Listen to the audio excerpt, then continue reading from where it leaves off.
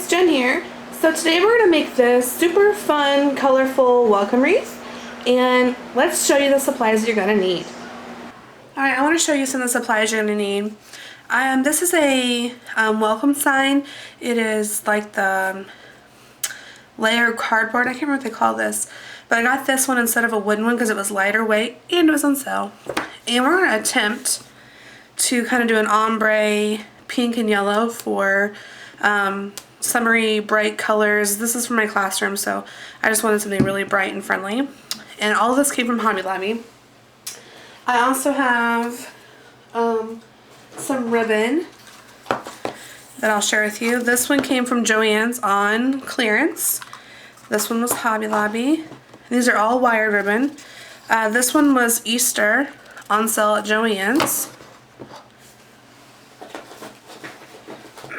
I just picked a lot of like coordinating colors. That way I can have just a lot of variety. There's another one of those. So this, I've got 6 different ribbons here. They're just all kind of like fun colors. Then the mesh I'm using, of course, was on sale at Hobby Lobby. Hobby Lobby is my favorite place to buy mesh. I'm using the blue, which is the 10-inch, the pink, and the green. And this was $7.99, but of course I waited until it was 50% off. So these are the 3 colors that I'm going to use, and I'm going to do the 3 colors in one bundle. And I also picked up some other fun little things. These are little floral picks, and I'm going to actually just detach the ball and glue it onto the mesh itself. And then I picked these up a while ago on clearance. These were in the spring stuff, so I got these I think 90% off. So these were literally like 10 cents a piece. So I thought these would be cute just to stick in there. I got a variety of colors. And just make this like really fun and welcoming for my students. Oh, I also picked up these little foam, what are they called? Paintbrushes, whatever, to paint my welcome sign. So that's the supplies that you need, and we're gonna get started here. Okay, so I've never really painted this type of material before, so I'm not sure how much of it was gonna soak into the cardboard, but we're gonna attempt it and see how we do here. I think I want to do pink on the bottom and yellow on the top. So, and I've never painted an ombre before either. So this will be a learning experience for us both. Ooh.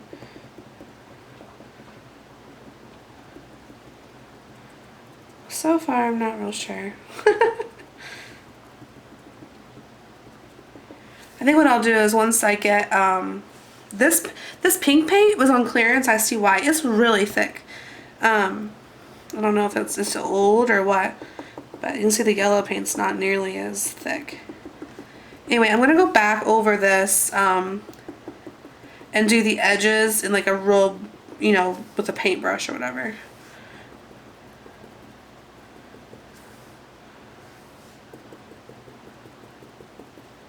I don't know if you can hear it or not, but it's storming here, and the rain is like pounding the window, so if you hear that noise, that is what you're hearing.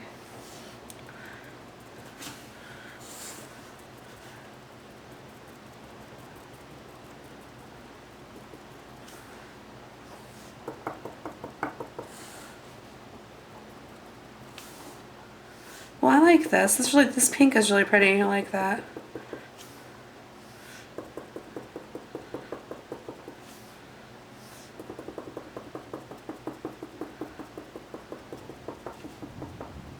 Ooh, did you hear it? It's thunder.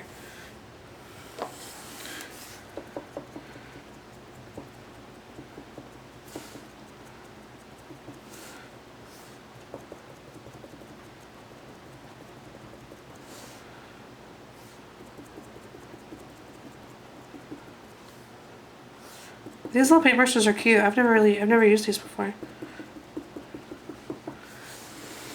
And I like that it leaves a texture. so many times you're like using a foam brush and you're just trying to get all the streaks out.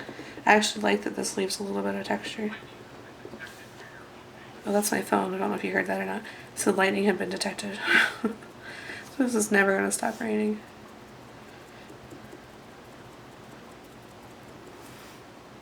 I'm just doing the bottoms here. I'm not going all the way to the top. I just want the bottom to be a little bit brighter. Like I said, this is a learning experience, so if you don't like it, you can always just paint over it, right? So there's where we are so far. Kind of reminds me of tie-dye, which, you know, I love, love, love tie-dye if you know me in real life. Okay, so now let's do bright yellow. Ooh, I like it.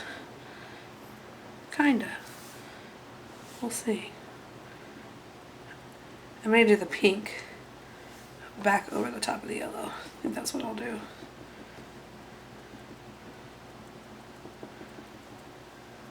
Because I want the pink to go into the yellow.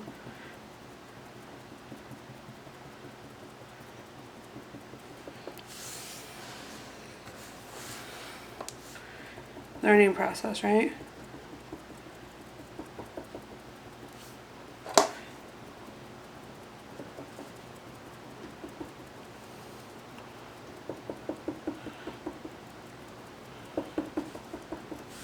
I wonder.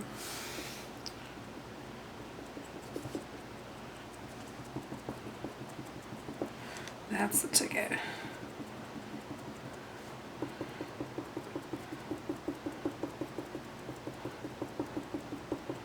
Yeah, that looks good, doesn't it? I like how that turned out. So I'm just using it as it's damp. I'm kind of going up. That looks good. I like that a lot.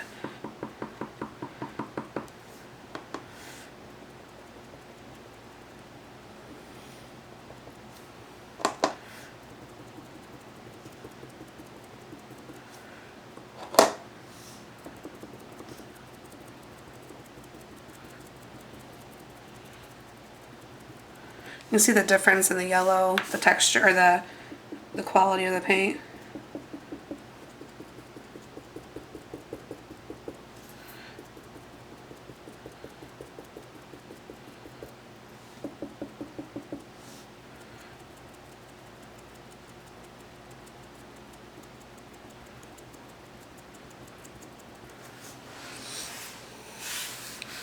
Let's go a little higher on this one.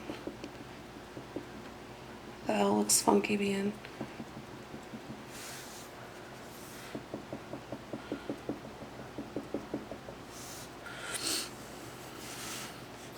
I feel like this is like bubbling. I'm not really sure what's going on. I almost like that thicker paint better. The one I thought I wouldn't like.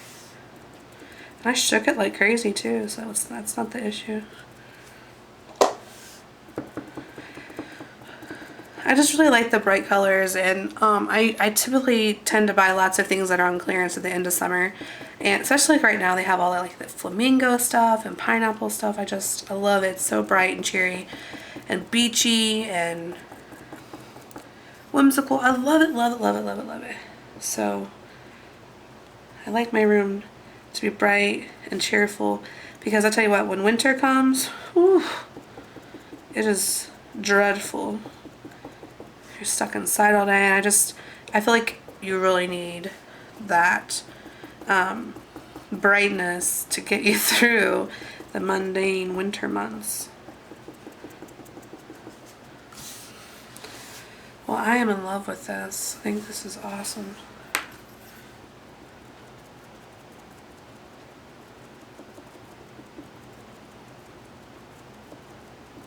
I'm going to make my yellow a little brighter.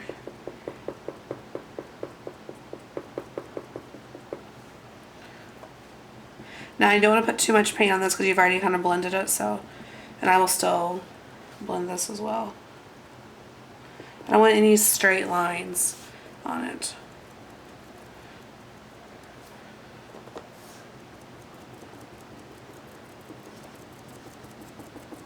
I have to say, this really turned out better than what I imagined.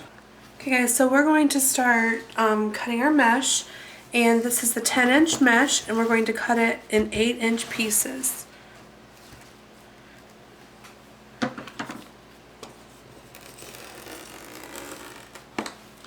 Okay, so I'm going to just show you what we're doing here.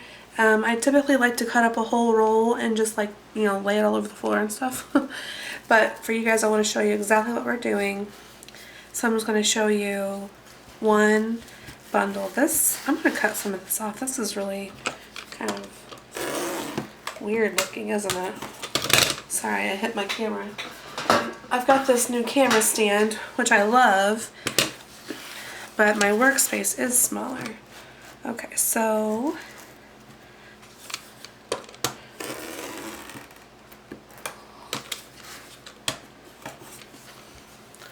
there's the blue, and let's get the green.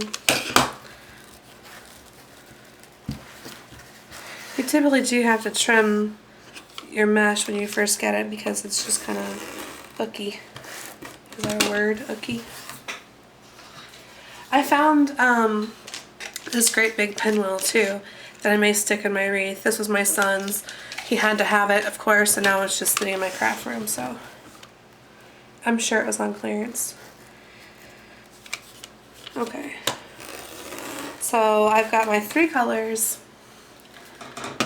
And I'm going to, there's several different ways that you can do this depending on your style. So let me get this is a trash piece of mesh that I cut off.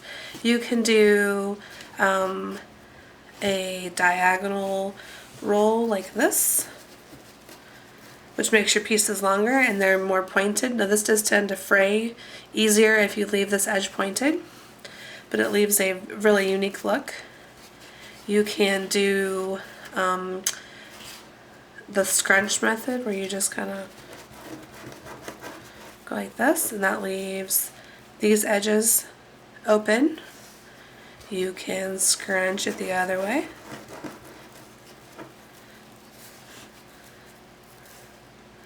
It really just depends on what you want to do.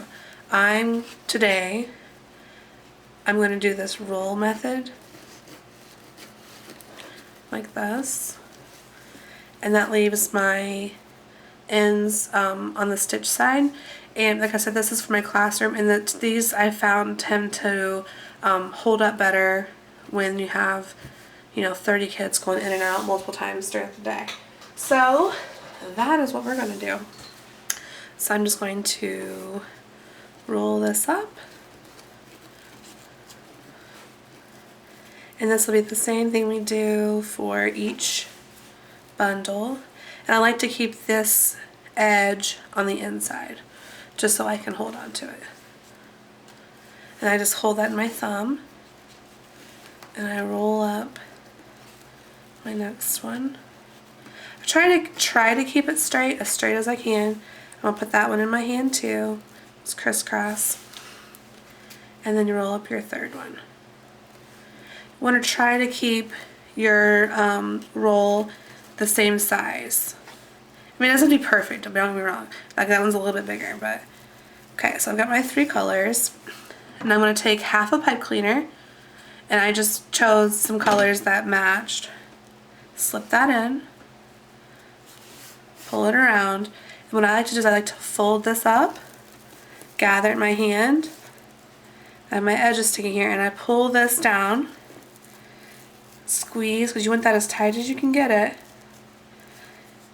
and twist. Now this bundle is ready to attach to a wreath. Okay, so let's do that real quick. And you're going to do this all the way around your wreath. And you can make it as full as you want. So your wreath has 2 sides.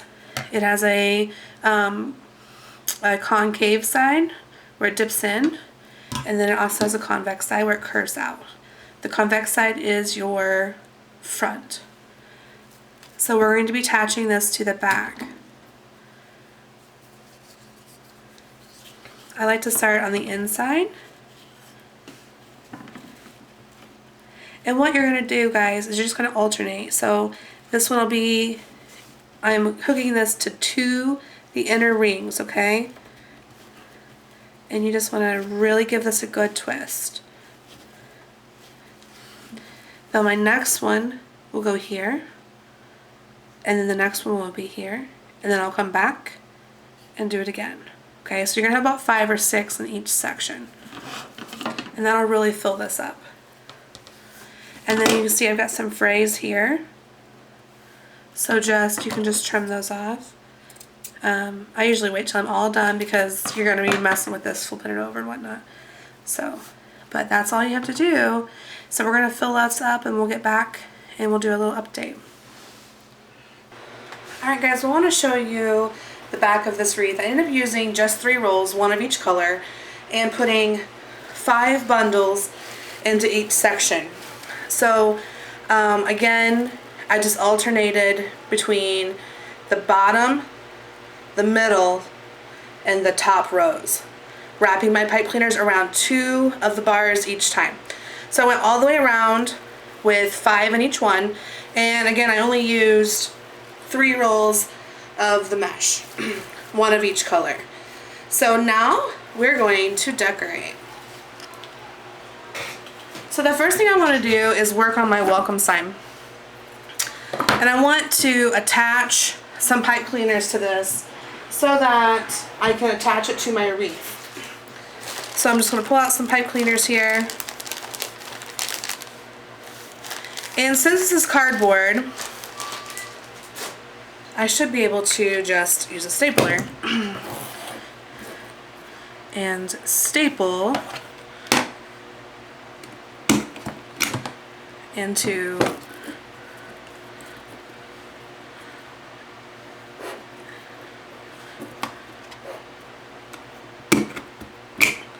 so there we go. It's nice and secure. Let's do it on this side over here. I think I'll do it here. This is a nice thick spot.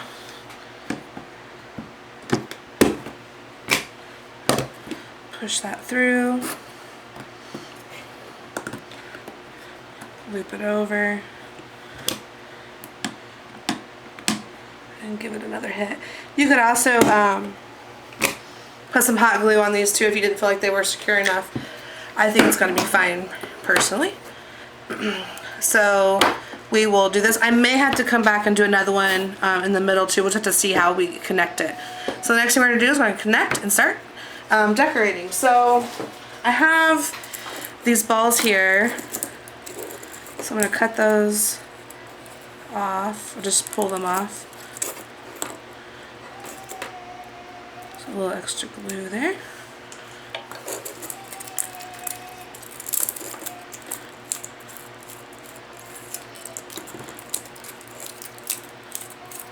So those just pop right off. So we'll do our embellishments and our ribbons next.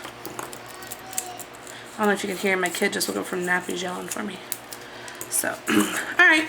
Well, let's do some ribbons and we will get back to you. Alright, so for our ribbons, we have cut them approximately 14 inches long. And what you're going to do is you're going to fold them in half and then cut so you make that nice chevron pattern. And you're going to do that on all of your cut pieces.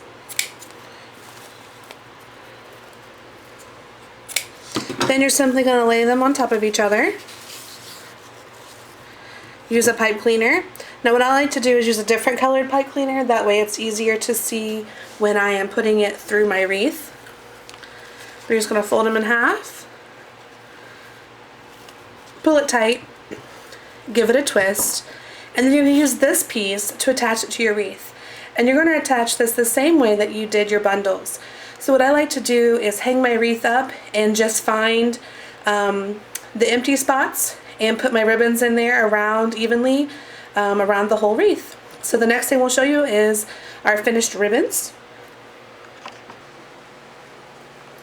Alright, so we've added our ribbons and next we're going to start adding our embellishments. I wanted to show you real quick the pinwheels. My fan's flying. Anyway, these are just a real thin dowel rod, and so I'm able to just cut that off. I need 2 hands. Hold well. Let's see if I can let you see it while I do it. There. Okay. That leaves me with this wooden piece here. And that's where I'm going to put my hot glue and just glue it onto the wreath. Okay, now for my big pinwheel. This one has a plastic piece and a dowel rod, so we're just going to pop it off and then put our hot glue here for our big pinwheel. Alright guys, so this is our finished product. I think it turned out really well. I was able to hot glue our glitter pieces directly onto the mesh. I did go ahead and put a dab of hot glue above the L just to keep our sign upright a little bit better. The pinwheels, were glued directly on. I think it turned out really cute. Well guys, I hope you've enjoyed this and happy crafting!